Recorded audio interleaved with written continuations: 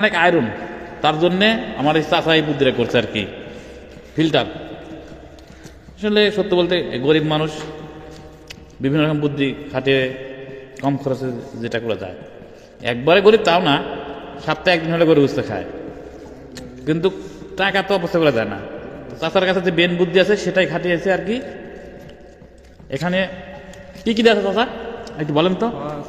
খোয়া আর কি, পাথর আছে, বালু আছে, মিক্সার করা আছে, সব মিক্সার করে দেওয়া আছে। আচ্ছা নিজে মানে বলছে নিচে ফুটা করে দিয়েছেন এই যে, আর এই যে ডাম ডাম মুখে দেন নিচে আগে নেট দিছে, ফুটা করার পরে নেট দিছে, তার উপরে খোয়া পাথর বালি মিক্স করে দিছে।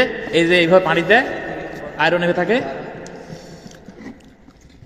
এই যে এভাবে পড়বি, এই পানিটা ফিল্টার হয়ে গেল, এই যে পরিষ্কার পানি, এই পানিটাই আর কি খাই আমরা।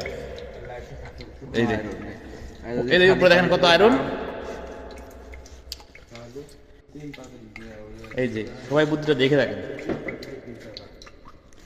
তো এই বুদ্ধিটা আপনাকে কে দিয়েছে চাচা? কেউ না, আমি নিজেই তাই? এই বুদ্ধি। আসলে হ্যাঁ, গরিবের ছেলে তো, ওই জন্য আপনার মাথার বেনের মূল্য নাই চাচা, এটাই। আপনি মানে একটা ইঞ্জিনিয়ারের কাজই করছেন চাচা।